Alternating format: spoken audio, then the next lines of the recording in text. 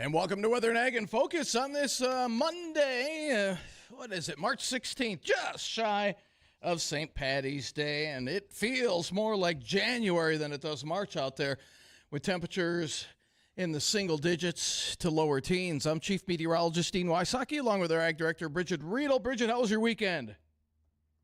Well, I would say things were certainly plenty windy, plenty briskly cold, but we are far ahead of South Dakota, which burned up about 7,000 acres in wildfires near Custer. And then we are now well over 500,000 acres in western Nebraska. I was really hoping those guys got snow instead of wind Yeah. to try to put things out down there. Boy, I'll tell you, and that's one of the things I wanted to touch on earlier or during the show was that, the wildfires in Nebraska, they're the size of Rhode Island right now. And what's this doing to livestock? Have you heard anything, how much loss they've had in livestock out there? There's no way they have a head count when a fire's still going on like this. I mean, we still don't have a head count for what happened in Kansas and Oklahoma last month because you got to think about what are the conditions like right now. Well, we don't have a lot of snow. We have a lot of dry plant material that acts as tinder on the ground. We do not have um, growing crop, so there's really nothing that's green that would be taking off right now to prevent those fires. And so no matter how they start, and especially with the winds that we've had, they're just going to take off and run. And we have lost buildings. There was a death in South Dakota, or excuse me, the death in Nebraska over the weekend with that wildfire.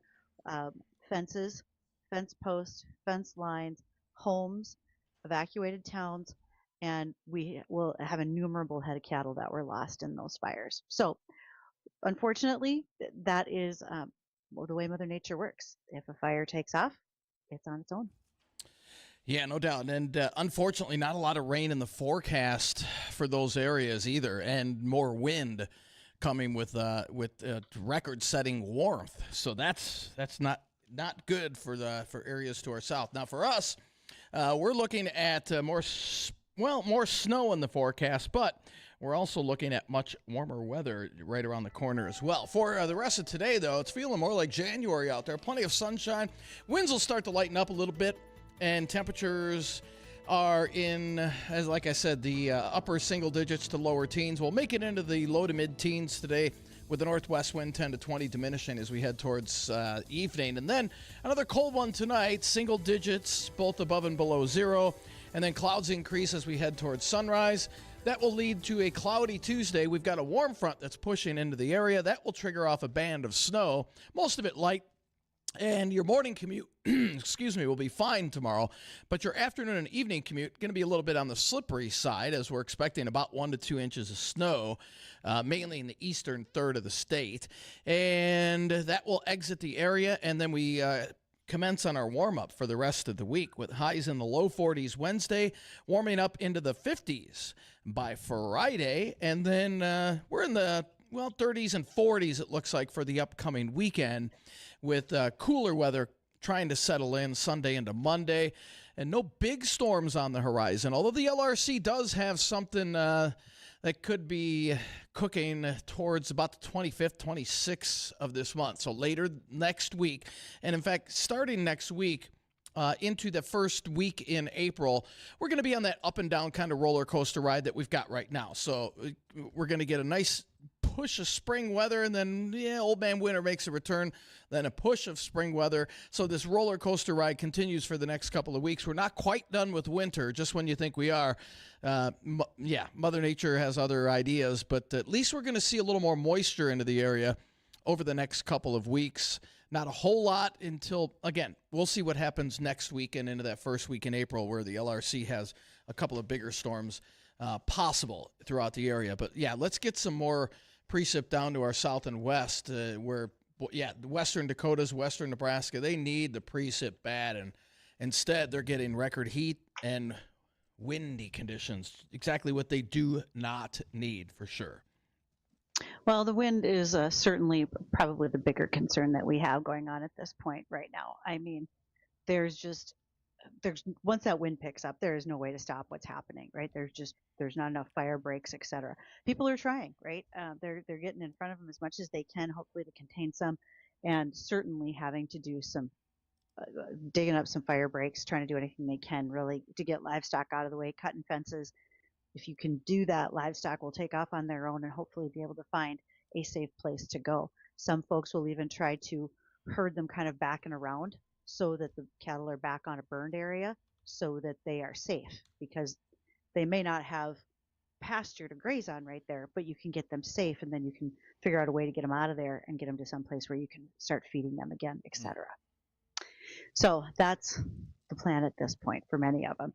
Now, for this weather report, that's brought to us by Progressive Ag Risk Management Specialists. And for any calls and questions that you want to make today, you can do that on our JLA Insurance phone line. That number is 701-293-9000. Today is the day. Today is the deadline that you need to be talking about crop insurance with Nate Thorsrud.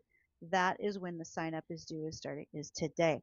So for the 2026 year, you're looking at higher premium subsidies, more coverage options, and then stronger benefits for beginning farmers. Talk to Nate. You can reach him at jlainsurance.com, and you can call us on our phone line, 701-293-9000. Lighthouse Commodities does a great job of taking care of our live streams, and that's on Acres TV, Facebook, and YouTube. And if you go back and look at Friday's show, I tried to show as many photos as I could of what I was seeing at the Grand Forks Farm Toy Show that I was attending. And I even sent some extras afterwards. So Addison, if you just decide that you want to show off the things that I sent to you for photos, you're more than welcome. There were some great displays. My favorite was a very studious young man made a farm display, and for sugar beets, he used black peppercorns for each one of the beets. They were glued down in tiny rows. That took a lot of work, but it was really, really nice to watch. And again, you'll be able to find that and others on our live stream brought to us by Lighthouse Commodities. Now we're taking emails. I've already got a couple from folks with questions, and our emails are powered by Superior Grain Equipment because they want to protect your farm's future, not only with superior grain storage, drying, and handling solutions, and you can find that at superiorbins.com, but they want to make sure that our email is brought to you. Again, Dean is weather@flagfamily.com. I'm ag@flagfamily.com. And Addison is showing my sugar beet field that I was just talking about that was done on a 1/64th scale demo, if you will, while I was at the Grand Forks Farm Toy Show on Friday. A lot of F's, and I got all of them right, you guys. Just a heads up. I did not get a chance to see any of our interns who are sponsored by Cass County Farm Bureau, but we will see them next week. Those are our assistant ag directors. And if you're interested in applying, we're still happy to take applications throughout the summer months. Love to have students join us and be a part of the show, ask questions, and help visit and interview with guests as well. And that is brought to us by Cass County Farm Bureau. They will be sponsoring students who are joining us during the WDAY Radio Farm Show. That's next Thursday. That's March 26th, and it's going to go on all day here on WDAY Radio from 8:30 a.m. to 5 o'clock p.m. There is a lot going on today. I, in fact, was putting my notes together of what's going to happen every hour. And we're going to kick things off with some farmer entrepreneurs and businesses that are going to be important to your farm and ranch. We're going to have our livestock experts come in and answer that inevitable question from the consumers: why is my beef cost so high? We're going to look at agronomy. We are going to talk about some ag tech and equipment. We're going to talk about farm financial health and overall farmer health as well. And I have a farmer panel that's built up. So you get to do Q&A with farmers, all the questions that you want to ask and things that they can help share from farmers in our region. So much to come. And again, that will be on Thursday, March 26th. Mark your calendars for the WDAY Radio Farm Show, brought to us in part by Landmark Company, Mosaic Company, Peterson Farm Seed, and Dynamic Cropping Systems. All right. Even Addison, I saw in the last part of the video, you even showed the trains that I made sure to capture for you. Little grain trains. I like it. I really appreciated it. I thought of you right away when I saw them. I knew you'd be happy to see that. So after the American Ag Network's Livestock Report, we are going to be joined by Kevin Olson. He is with Lasco's Lightning Weeder. We've talked about different types of weed control before, whether it's with herbicide, whether it's with tillage, etc. And here's one more option for people to be looking at. I saw this during the Dried Bean Expo and Sugar Beet Institute up in Grand Forks. Got some information on it. Now we've got an opportunity to talk with the folks at Lasco and learn more when we return.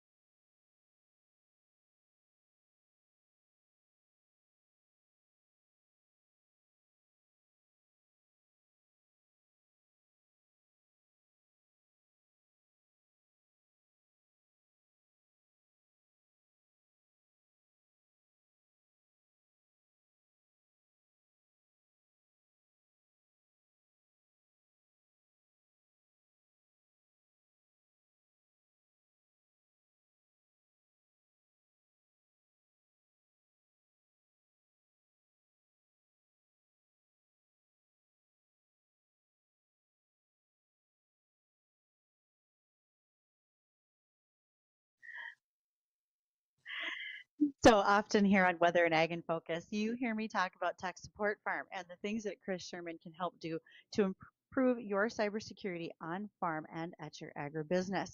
Well, good news. He will be joining us on the WDAY Radio Farm Show next Thursday for one of our segments.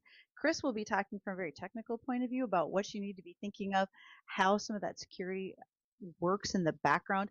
He uses terms I'm not always familiar with, but yet he can explain them, and it also helps me understand why I need better protection for my email and so much more from hackers, spoofers, and everybody else who's out there trying to do something to get my money. So we'll have Chris joining us, and in the meantime, you can go to techsupport.farm and do a fence check assessment right there online. We are joined today by Kevin Olson, and Kevin is with Lasco Laser Weeders. So, Kevin, how are you today? I'm great, thanks. Okay, let's get started with where did the concept of a laser weeder come from? It's actually lightning weeder, but what we Lightning have weeder, the excuse ability me, to lightning do, weeder. yes, yep.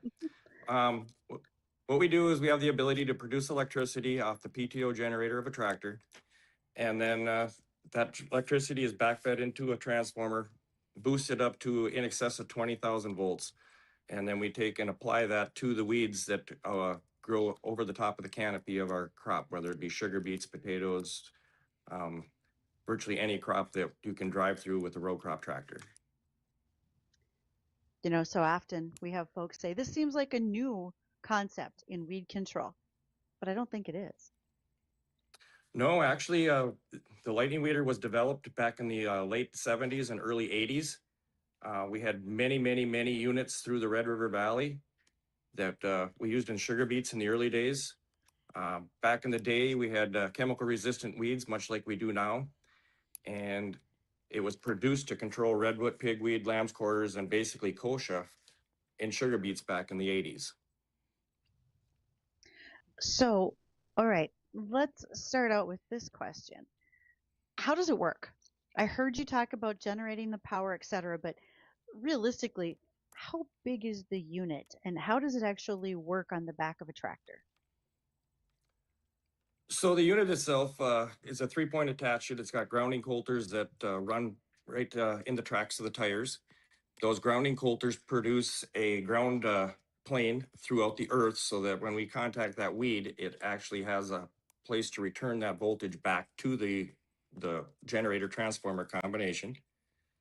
So what happens is when you're sitting in the tractor and you turn the key on for our equipment, the screen will come up.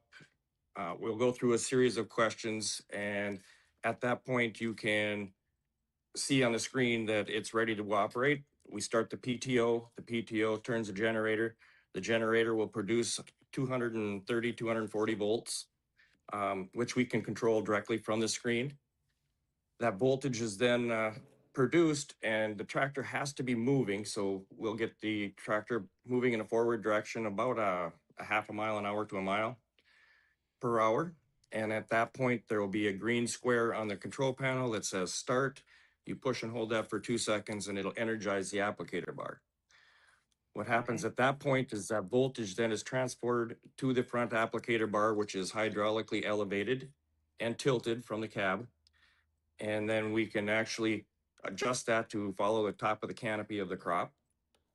Then anything that's above that canopy, whether it be water hemp or redwood pigweed or marsh elder, whatever that weed might be that's the problem, we can contact that with the applicator bar. That voltage is forced through that plant. And when that happens, it creates a tremendous amount of heat. And what that heat does is it blows the cells up in the plant and destroys that plant basically from the leaf all the way through the roots. Okay, so it's actually conducted through the whole plant. So it's not just zapping the top and the growth point. It's going to go further through that plant for more accurate control of the plant, correct? Correct. It goes all the way through the root system and destroys the entire root system. Okay, I'm trying to make notes as fast as I think of them here to ask questions. Let's continue on the size of the equipment, etc. How big a horsepower tractor are we talking about to use this unit? Okay, we've got a couple of different units. We have a small unit for the smaller farmers, the maybe 20, 30 acre farmers that only have 50 horsepower. We also have units that are available that run all the way up to 350 horsepower. Okay. Basically, what's going to determine is what the farmer has for a tractor. What's nice about our lightning weeder is that we can actually set it up to match the horsepower of the tractor rather than you having to buy a tractor to match the lightning weeder. So in our control system, we have what's called a current limit, and we can set that to match. So if you have a 125 to 130 horsepower tractor, we can match that horsepower. If you've got a 225 horsepower tractor, we can match that horsepower. If you have a 300 horsepower tractor, we can match that horsepower. And then what happens or what changes then is the length of the applicator bar. So with a smaller horsepower tractor, you're not going to be able to run a 40, 44-foot bar. You're only going to run maybe a 20 to 24-foot bar. Mm-hmm. So Okay, remind me again how long you have the varying length of the applicator bar. So you said it can be anywhere from 20, 30 feet to what's like your maximum size so we can figure out how many rows you'd be covering, that type of thing. 44 feet is our biggest applicator bar. 44 feet is the largest. Okay. And I'm taking notes like I'm shopping. And Kevin, what's the benefit of the lightning weeder opposed to fighting weeds in the traditional method? Is this more cost effective? Is it better results? The results are fabulous. You know, what's happening now is we're getting chemical resistant weeds, and the more resistance those weeds have to the chemicals, the less effective they become. We've got farmers out there that'll apply, 3-4 trips over the field and still have water hemp in their field. There is no resistance that can build up to the lightning weeder. Anything that contacts that bar will die. Well, and I think you make a great point there, Kevin, that with water hemp, it continually comes through the plant canopy, right? As long as it has some access to sunlight and water hemp will come flush after flush throughout the field. And you may approach a time where you're trying to spray typical applications, and now your crop is too big and you aren't able to Correct. spray anymore. Or if the weed, especially if the water hemp got away from you because it rained, you can't get in there to spray. This would be an excellent benefit because we got to use multiple modes of action. And this lightning weeder, lightning could be another method besides tillage or spray or anything like that. So It's I like a this. very good Yeah, tool for your toolbox. yeah, it's Like everything one more way. else, yep, it's just another way of killing the weeds and another approach. Um, like I said, I've been doing this since the early 80s, and we redeveloped and redesigned the whole machine at this point. We've got a brand new control panels, and the coulter arms and everything are new. And so it's a brand new, very innovative at this point to do the job that we need to do out there in the field.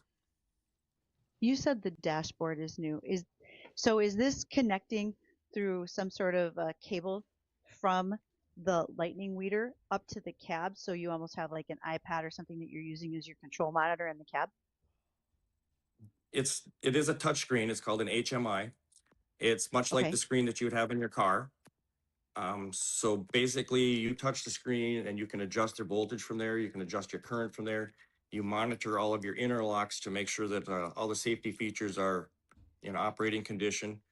If any of those should fail, or if we have an open in any of those systems, you'll get a fault that tells you what to look for. So Okay. yeah, there is a Codes cable will that be comes from the important. machine. Yep. Cable that comes from the back comes into the tractor cab. Virtually the only thing that you need in the tractor would be a 12-volt power supply to plug into. Kevin, we have lots more questions. Things that are coming in that we want you to answer. Things like, how about safety in the field, whether it's to the operator or someone who might also be in the field? Can wet or dry soils impact the control or the efficacy of using this in field with plants? And so much more. So we'll ask you those questions after we return from our bottom of the hour news.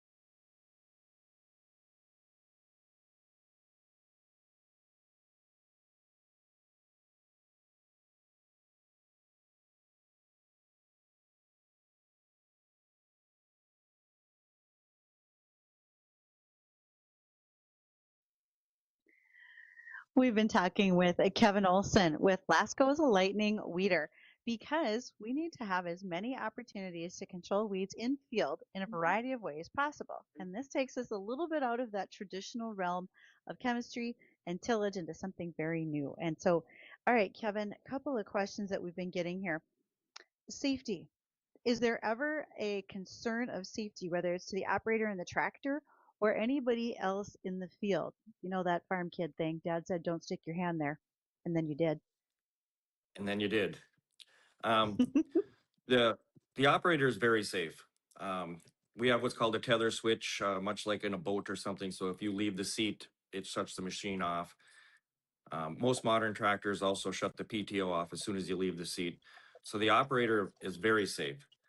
There is a risk for somebody to contact that bar out in the field. We don't recommend anybody be within 50 to 100 feet of the lightning weeder when it's operating. So you want to keep your dog at home. Don't let that follow you out in the field and things like that. But the machine is very safe. In order for it to actually start or operate, like I say, the machine has to be down in contact with the coulters in the ground.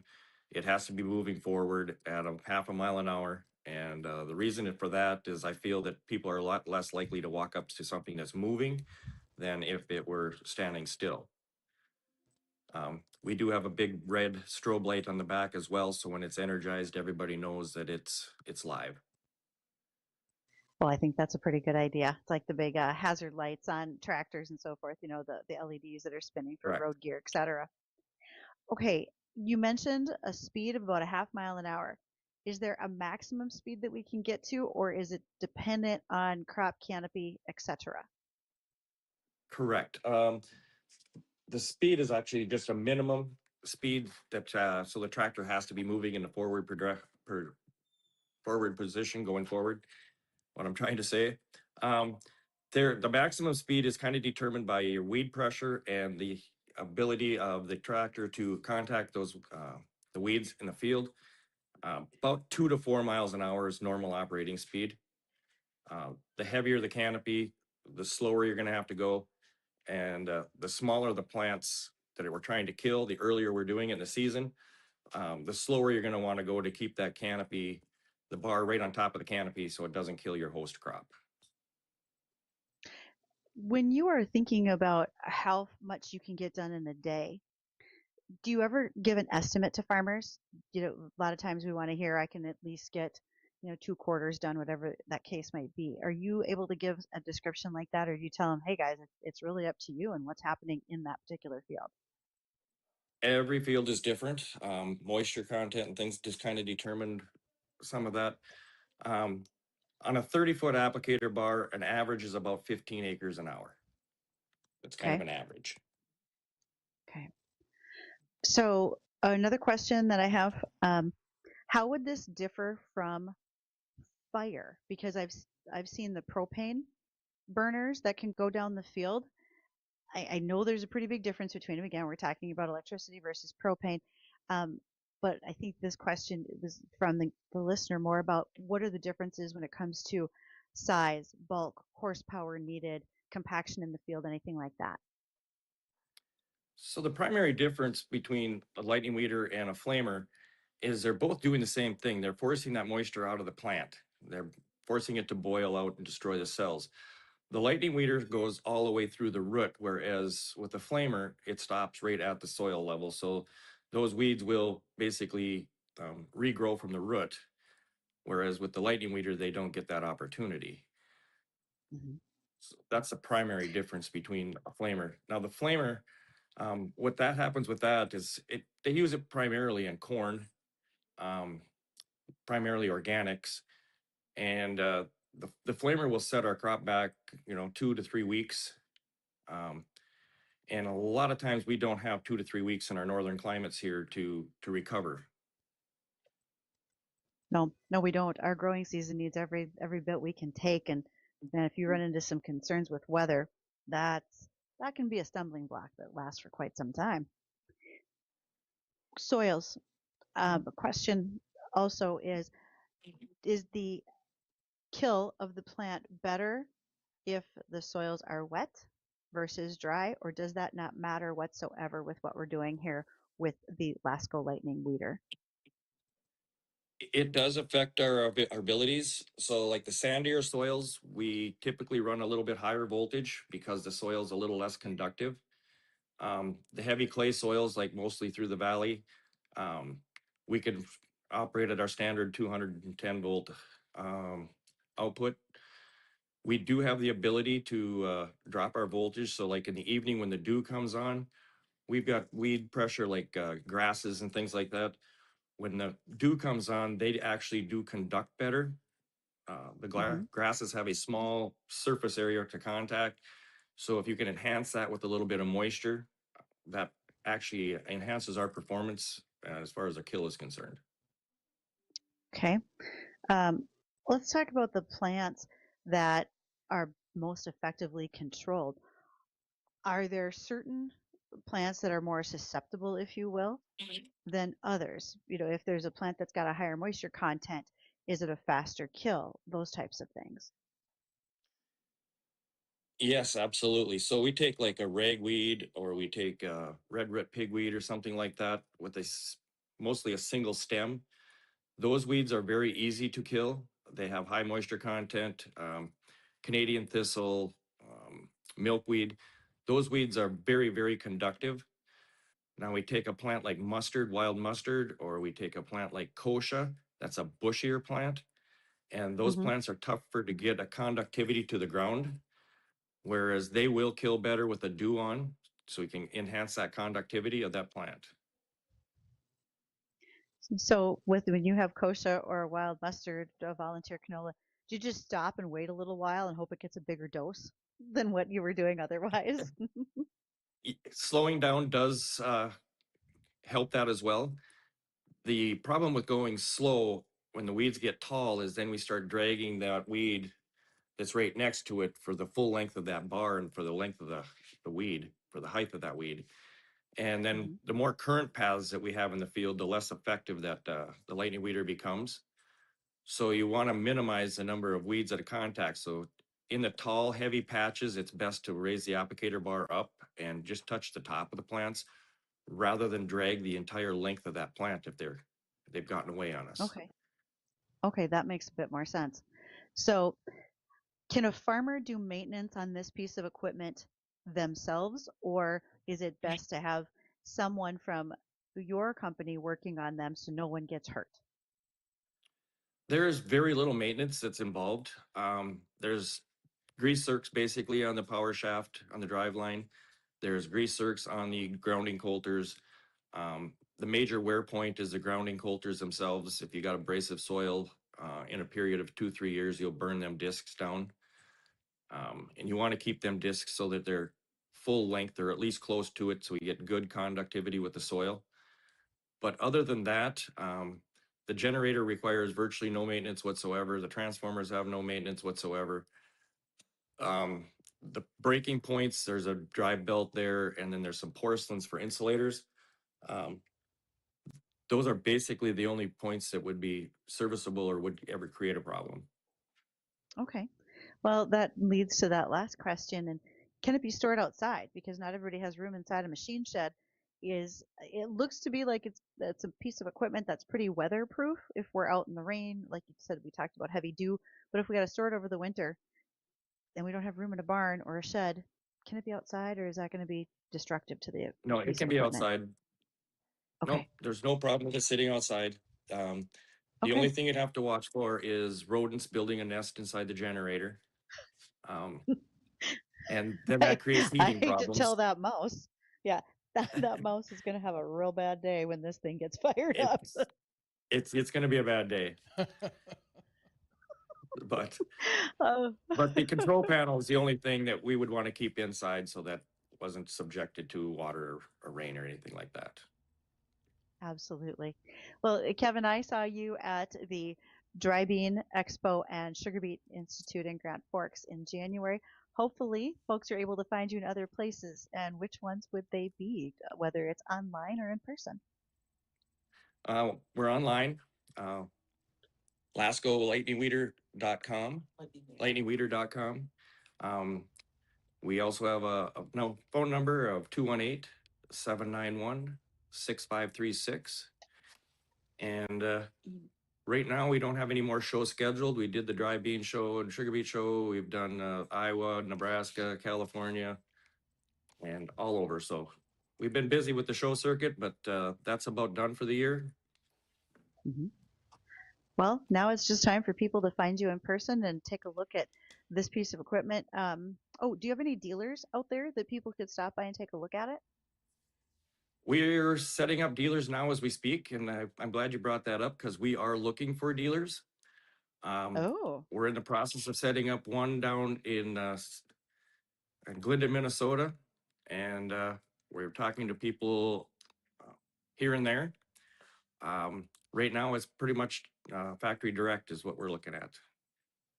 okay. Well, if those are people are interested in handling this as a piece of equipment in a short line for their operation, this would be a great conversation to have with Kevin. So much appreciated your time today, Kevin. Thank you.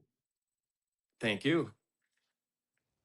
All right. Well, when we come back, we're going to have a recap of the weather, and there is a sign of spring-like warmth finally heading our way. But there's also more snow in the forecast as well. We'll give you the details coming up in a few minutes.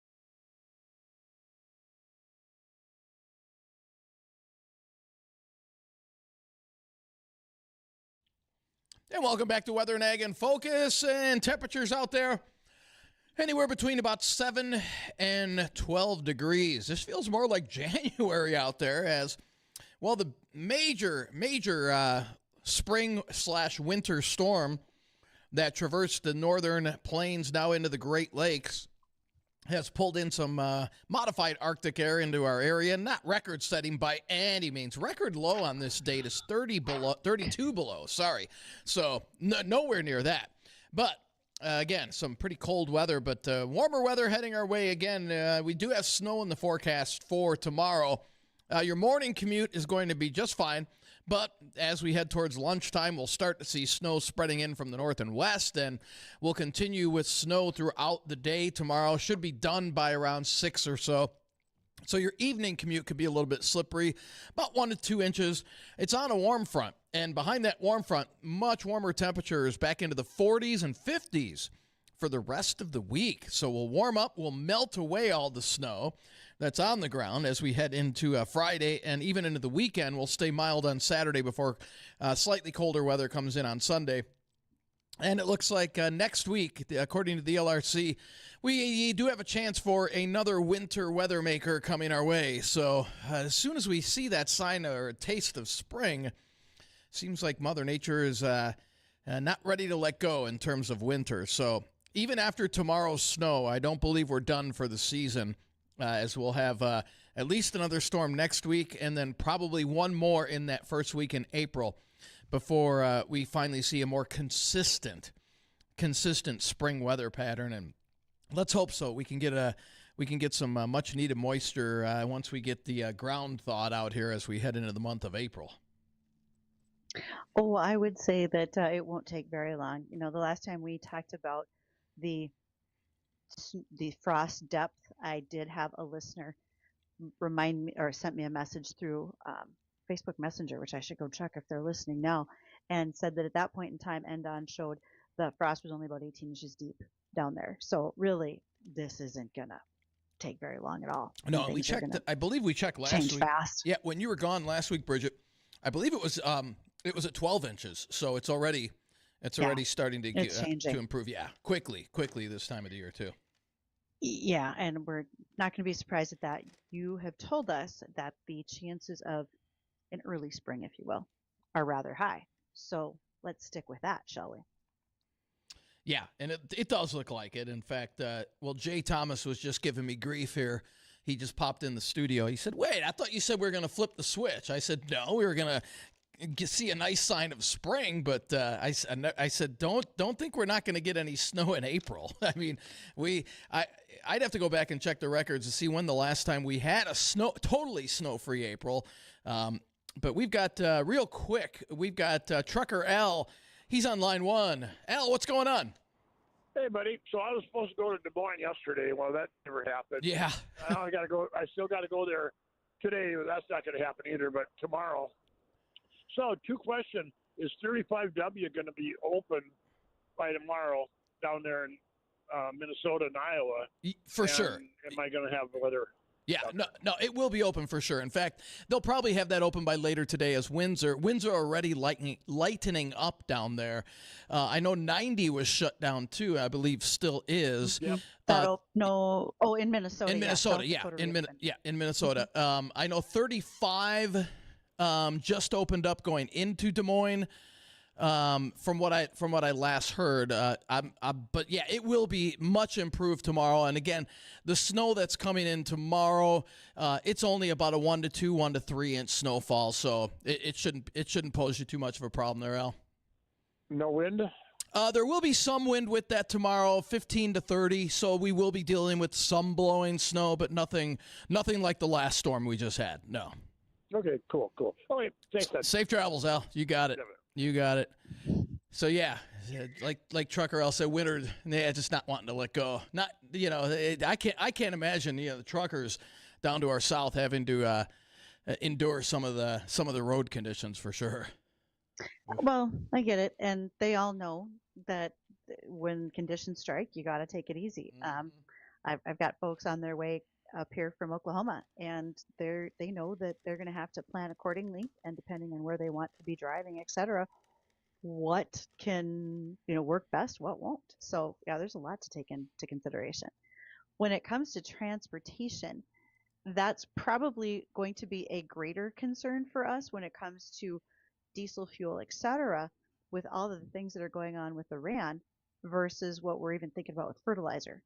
Fertilizer's in a situation that's not good either, because right now, as we look at the fertilizer market, roughly a fifth of the global phosphate fertilizers need to come through that Strait of Hormuz, and about a third of global urea, which is our nitrogen source for many crops. So if that's not happening right now, and even if they loaded a ship today and it was safely able to travel, it could be 4 to 6 weeks before that product winds up in a fertilizer shed that could go out to a field. So we're going to have this big backlog. Some farmers didn't do their purchases like they normally might in December, hoping that there would be a better pricing situation the closer we got to spring. Now that's not happening. As shippers have gotten nervous about sending product, that shipping insurance has got up. That's raised the price of the product overall. When you have a tight supply and a heavy demand, you're always going to see price increases happening.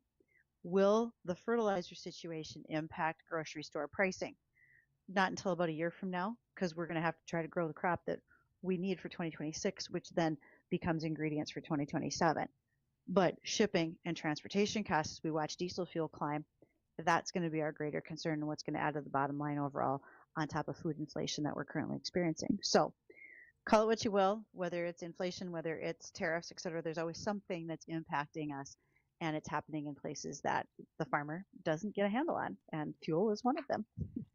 Yeah, well, hopefully that does get better, no doubt about it. And that'll do it for today's Weather and Ag in Focus. But don't go anywhere. Jay Thomas finally back from his extended vacation. He'll be coming up next.